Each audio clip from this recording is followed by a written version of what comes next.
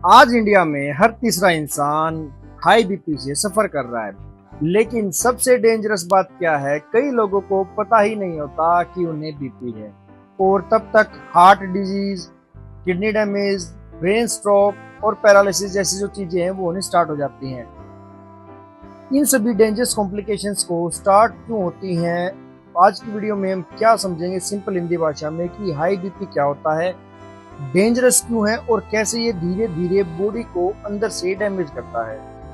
नमस्कार दोस्तों, मैं हूं Rahul Sharma, pharmacist and health expert, और आप देख रहे हैं आपका अपना यूट्यूब चैनल डॉक्टर बिना फिल्टर, जहां हम हर वीडियो और हर मेडिकल अवेयरनेस को बिल्कुल सिंपल भाषा में समझते हैं। और ऐसी ही वीडियोस के लिए आप चैनल को प्लीज शेयर करते रहिए और सब्सक्राइब भी कीजिए। चलिए अपनी वीडियो को शुरू करते हैं। सबसे पहले बात करेंगे बीपी क्या होता है। बीपी को सिंपल लैंग्वेज में समझते हैं कि जब आपका हार्ट जो है वो ब्लड को बॉडी में पंप करता है तो ब्लड वेसल्स पर जो प्रेशर क्रिएट होता है उसको हम बीपी यानी ब्लड प्रेशर के नाम से जानते हैं। दो तरीके से होता है साइस्टोलिक ब्लड प्रेशर और डायस्टोलिक ब्लड प्रेशर। एग्जांपल, 120/80 को नॉर्मल माना जाता है, ठीक है, और अगर इससे नीचे है या ऊपर है तो सिस्टोलिक, नीचे है तो डायस्टोलिक। हाई बीपी डेंजरस क्यों होता है? प्रॉब्लम सिर्फ बीपी हाई होने की नहीं है, प्रॉब्लम है उस डैमेज की जो ये धीरे धीरे बॉडी के अंदर करता रहता है। सोचिए, अगर एक पाइप में बहुत प्रेशर से पानी चले तो धीरे धीरे पाइप जो है वो वीक होना स्टार्ट हो जाता है। उसी तरीके से जो आपकी नसें हैं, वेन्स हैं, जिनके अंदर से ब्लड दौड़ रहा है, वो कमजोर होनी स्टार्ट हो जाती हैं, डैमेज हो जाती हैं, जिसकी वजह से वो धीरे धीरे आपको अदर सिम्टम्स देते हैं। अब मैं बात करूं हाई बीपी होने की मेन रीजंस क्या हैं। सबसे पहली, एक्सेसिव में साल्ट कंजप्शन। आजकल पैकेज फूड में हिडन साल्ट बहुत ज़्यादा होता है। एग्जांपल्स की बात करूँ तो चिप्स होगी, नूडल्स हो गए, नमकीन होगी। सेकंड, अगर मैं बात करूँगा तो ओबेसिटी, स्पेशली बेली फैट। यहाँ पे पेट की चर्बी जो है बीपी का सबसे बड़ा रीजन बन सकती है। स्ट्रेस और एंजाइटी एक अलग चीज है। स्ट्रेस हार्मोन्स बीपी को इंक्रीज कर देते हैं। काफी लोग इमोशनल स्ट्रेस में जी रहे हैं, जिसकी वजह से स्ट्रेस और ओबेसिटी के साथ साथ बीपी जो है, हाइपरटेंशन जो है, उनको बहुत बुरी तरीके से इफेक्ट कर रही है। स्मोकिंग और अल्कोहल, आजकल देखा गया युवा जो पीढ़ी है ना, वो स्मोकिंग और अल्कोहल की तरफ बहुत ज्यादा जा रही है, जिसकी वजह से कम उम्र में ब्लड वेसल्स जो है डैमेज होने स्टार्ट हो गई हैं। Lack of exercise, sitting lifestyle BP का सबसे मेन रीजन है, और आज की युवा जनरेशन सबसे ज्यादा इस वजह से हैम्पर हो रही है। फैमिली हिस्ट्री, पेरेंट्स को है अगर बीपी का रिस्क है तो उसके बच्चों को भी हाइपरटेंशन का रिस्क रहता है। बात करूँ सिम्टम्स की, तो सबसे डेंजरस बात कई पेशेंट में सिम्टम्स है ही नहीं। पॉसिबल सिम्टम्स क्या हो सकते हैं? आपको सिर में दर्द महसूस हो सकता है, नेक में आपको हैवीनेस महसूस हो सकती है, डिजीनेस, रेस्टलेसनेस, थकावट और चेस्ट डिस्कम्फर्ट आपको महसूस हो सकता है हाइपरटेंशन में। अगर बात करूं बीपी की तो मैं एक वर्ड इसके लिए यूज करना चाहूंगा, that is silent killer. BP actual में एक साइलेंट किलर है, क्योंकि बहुत से पेशेंट में सिम्टम भी नहीं देता और आपको पता भी नहीं चलता कि आपका बीपी हाई है।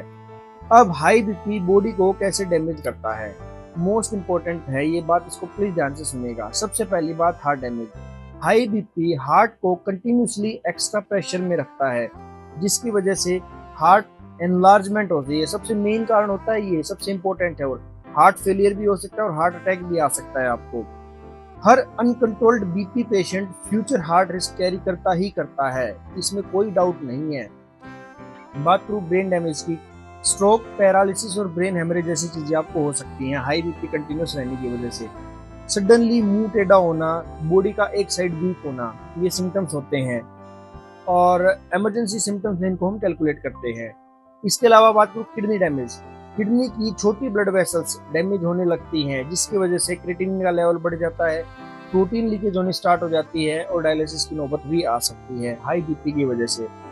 यहाँ पे अगर बात करूँ, डायलिसिस सिर्फ पेशेंट नहीं, पूरी फैमिली को मेंटली डिस्ट्रॉय करने की हिम्मत रखता है, क्योंकि ये फाइनेंशियली बहुत ही एक्सपेंसिव होती है और रिकवरी के चांसेस जो है ऑलमोस्ट नेग्लिजिबल भी होते हैं। इसके अलावा बात करूँ आई डैमेज, रेटिना डैमेज हो सकता है, विजन आपका है जो ब्लर हो सकता है हाई बीपी की वजह से। बीपी पेशेंट को बिगेस्ट जो सबसे बड़ी गलतियां जो करते हैं वो कौन सी हैं? सबसे पहली बात, मेडिसिन खुद बंद कर देते हैं। 2 दिन बाद बीपी नॉर्मल आया और उन्होंने मेडिसिन बंद कर दी। होम रेमेडीज पर ज़्यादा ओवर डिपेंडेंट रहते हैं। एक्सप्लेन, अगर मैं बात करूं, घर में ही ये चीज़ कर ली, घर में वो कर लिया, हमने एक्सरसाइज कर ली, ये कर दिया, वो कर दिया, जिसकी वजह से वो उस चीज़ को नेगलेक्ट करना स्टार्ट कर देते हैं। रेगुलर बीपी मॉनिटर ना करवाना, एक्सेस में साल्ट को कंटिन्यू रखना, इंटरनेट पर फेक क्योर्स जो हैं हाइपरटेंशन के लिए, उनके ऊपर ट्रस्ट करना बजाय ये देखने के कि आपका किस लेवल तक आपको हाइपरटेंशन आपको सीवियर है या माइल्ड है या मॉडरेट है। बीपी कंट्रोल कैसे करें?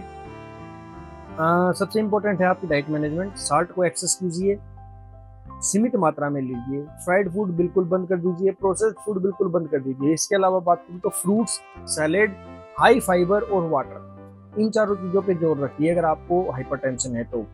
30 से 40 मिनट कम से कम भी वॉकिंग कीजिए।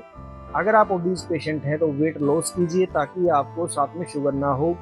स्लीप इंप्रूवमेंट कीजिए, अपनी स्ट्रेस को मैनेज कीजिए। कुछ कॉमन मिथ्स के बारे में भी अगर मैं बात करूं जो हैं बहुत इंपॉर्टेंट हैं, उनके बारे में बात करेंगे। मिथ वर्सेस फैक्ट के बारे में बात करूं। मिथ क्या है कि बीपी मेडिसिन किडनी को खराब करती है। फैक्ट ये है कि अनकंट्रोल्ड बीपी जो होता है वो किडनी ज्यादा डैमेज करता है इंस्टेड ऑफ बीपी की मेडिसिन। दूसरी बात तो यंग एज में बीपी डेंजरस है, बिल्कुल। अब यंग पेशेंट में भी बीपी कॉमन हो रहा है क्योंकि एक तो हुक्का, बीड़ी, तम्बाकू, अल्कोहल, ये सारी चीजें बहुत कॉमन होगी युवाओं के अंदर। कोल्ड ड्रिंक्स वगैरह बैठते हैं, ये सारी चीजों का सेवन करते हैं, उसके बाद उनको बीपी की स्टार्ट होती है, ये प्रॉब्लम हो जाती है हाइपरटेंशन की।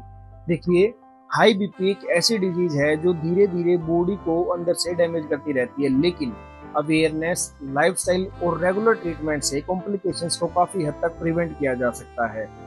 अगर आप जेन्युइन मेडिकल अवेयरनेस और ऐसी ही वीडियोस और देखना चाहते हैं तो अपने YouTube चैनल डॉक्टर बिना फिल्टर को सब्सक्राइब जरूर करें और इसको लाइक और शेयर भी जरूर करें। प्लीज़ मेरी आमजन से यही अपील है, खासकर मेरे युवा साथियों से, प्लीज़ कभी भी ये जो चीज़ें हैं आजकल बहुत कॉमन हो गई हैं, तो इन चीज़ों से थोड़ा बचने की कोशिश कीजिए, अपने सेहत पे ध्यान दीजिए। और कभी भी आपको ऐसा कोई सिम्टम लगे तो तुरंत एक बार अपना मेडिकल स्टोर जाइए, डॉक्टर के पास जाइए, कहीं भी जाइए, इनको डायग्नोस करने की कोशिश करें। ऐसी वीडियोस के लिए आप मुझे फॉलो कर सकते हैं। आप देख रहे थे आपका अपना यूट्यूब चैनल डॉक्टर बिना फिल्टर। नमस्कार दोस्तों।